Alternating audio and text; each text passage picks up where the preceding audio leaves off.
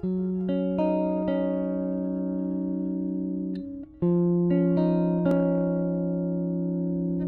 guys, so we're going to start the next project, and this is one of my favorite projects. I really love this project. This project is the Beast Within project, and what we're going to do is we're going to use a little bit of some very mild Native American type culture into it. We're going to look at spirit animals, and we're going to take a quiz to see what our spirit animal is. Remember that when we're taking this quiz, this is just a fun entertainment purpose type thing. It really doesn't tie into the meaning of the real spirit animals. It is by no means a way for you to figure out what your actual spirit animal is. This is just for fun. And even the author who created the quiz put that disclaimer in there that it's not supposed to replace the real spirit animal journey, because there is a very, very real, very sacred journey that you would take in order to find out what your spirit animal really is. But for this project, we're just going to kind of do this little fun thing. It's like taking a horoscope test type thing. You know, it's just a fun online thing based off of algorithms and stuff. So the other part of that with the spirit animal is we're going to combine that with some skeletal studies, which is why it's one of my favorite things. I love bone studies. I love skulls and ribs and all that kind of stuff. When you're dealing with art, you can have a lot of fun with it. But rather than just say, hey, we're going to draw some bones, I wanted you guys to have a little bit more fun with it, and that's where the spirit animal part comes in.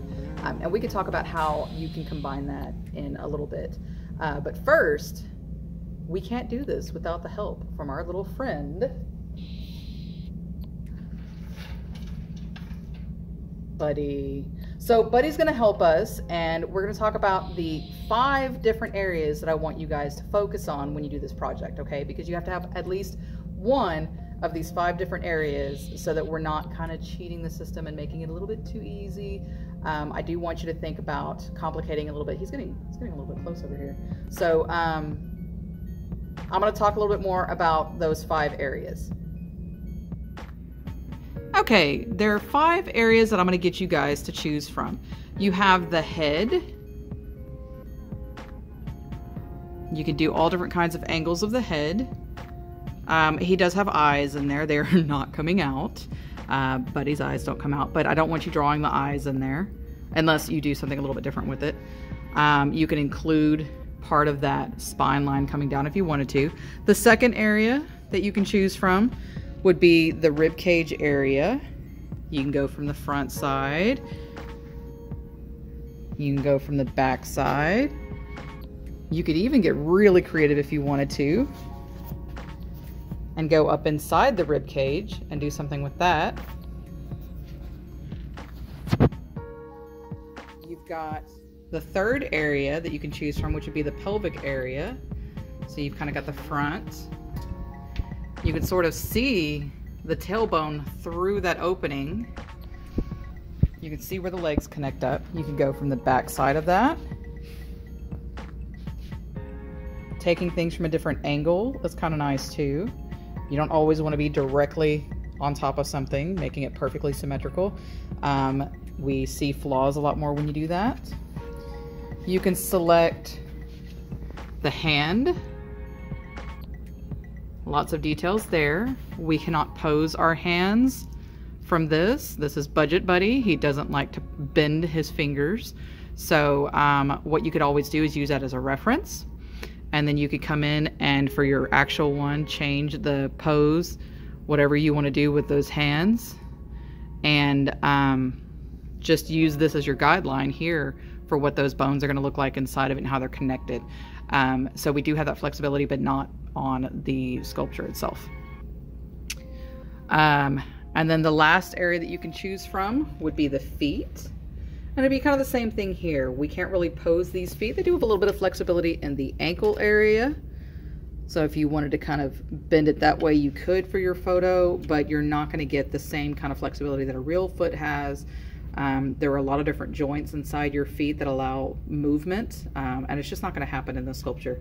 But it does give you good reference for what those bones look like so that you can use that when you come back into it. I don't mind if you include other parts. I kind of like for you to include other parts, but one thing that I'm trying to avoid is somebody coming in and going, oh, I have, like right here, I drew an elbow. Well, that's great, but I want you to have some complicated things in there as well. So maybe you have the elbow in the view of the hips, or the elbow in view of the ribs, and that kind of thing is fine. I definitely want you to think about your composition. What can you do to make it interesting? What kind of viewpoints can you do? Angle your phone, try to get some unique viewpoints, change up your perspective, however you want to look at that. But be thinking, what can I do creative with this? And we're going to do sketches of these for the first week. So look, I can get in close and let that perspective where the shoulder comes at me really, really close and everything else fades off into the distance. You know, that's something that you could do. So be thinking about what kind of angles you want to play with, but it has to include, again, one of those 5 major parts. All right, bye buddy. Hey guys, so we're going to do a spirit animal quiz to figure out what your spirit animal is. That's what we're going to base this next project off of, is combining studies of the human skeleton with a spirit animal, because it makes it more fun to study the bones. So I'm going to show you a website. Here's what we're going to go to. You'll have a link on your Google Classroom that will take you to this. The link is not up yet, so that's why I'm not doing that. I'm just typing it in. So you have www.jerrysmithready.com/quiz. I've been using this test for years. I stumbled across it many years ago when I wanted to do a project like this, and it's just been my favorite quiz. There are lots of different quizzes out there that you could take. I just don't really care for any of them as much. So it's going to pull up the website, and when you get here, you're going to notice this is an author's website. And so Jerry Smith Ready is not somebody that knows a lot about spirit animals in the sense of an expert. Jerry Smith Ready is an author who writes stories that deals with things like some Native American culture and spirit animals and stuff. I don't even know if it's Native American, honestly. I haven't read their stuff. But they have a really cool quiz that you can take. So there's a disclaimer here. The disclaimer is for entertainment purposes only, or the quiz is for entertainment purposes only. The categories were devised by the artists to correspond with their characters in the story. Discerning a person's true animal spirit is way beyond the abilities of a mere novelist who, let's face it, makes things up for a living. So I'm not trying to trivialize the idea of a spirit animal, because if you have Native American blood, and if you're into that culture, it is a very sacred thing. So we're doing this kind of for fun, but I don't want to diminish the reality of spirit animals and the whole process that you would go through in order to find out what your spirit animal is. So we don't want to take away from that, but we're going to use this as just a fun little starting point to start the project. It's kind of cool because, you know, it's a little personality test. We all like little personality tests. So you're going to click start, and I'm going to scroll through these pretty quickly. It's going to ask you different kinds of questions that are basically determining what kind of personality you have.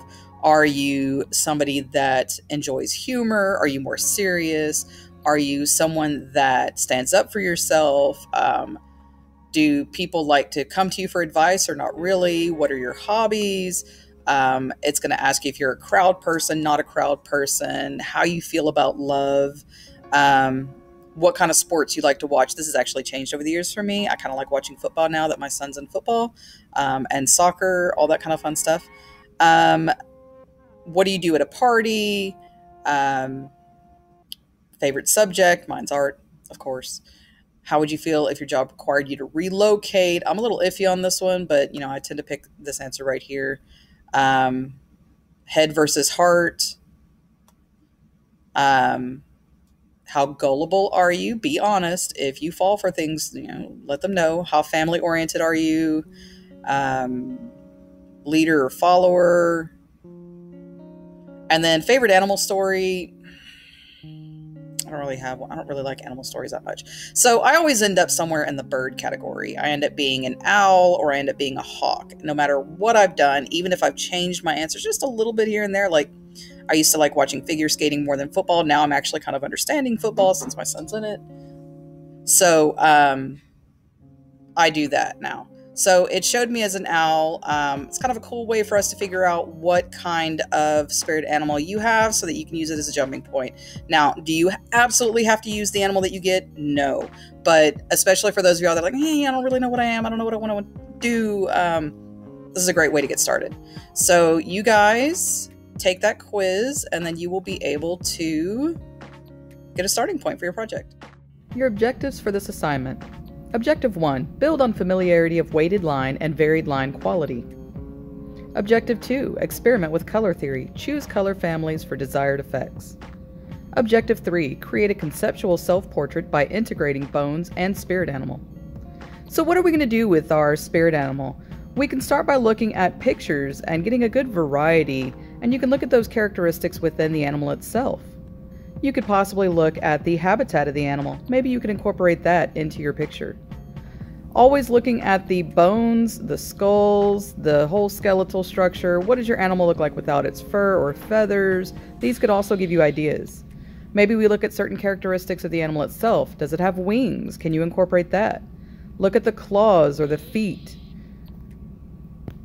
Maybe you want to look at something like the eyes or the beak. For instance, the owl has a beak. You might look at the different colorations and patterns. For an owl, I might look at the patterns on a feather. You might look at the footprints of the animal. There's all different kinds of things you could do with your spirit animal. So here's some examples of what's been done. Here we're looking at a giraffe as a spirit animal. Here you've got some kind of bird in the background. You could see the bones are mixed with the skeleton. And this artist chose to do something similar. They combined the bird skeleton with a human skeleton. This artist has a human skeleton and animal skeleton walking through a human rib cage.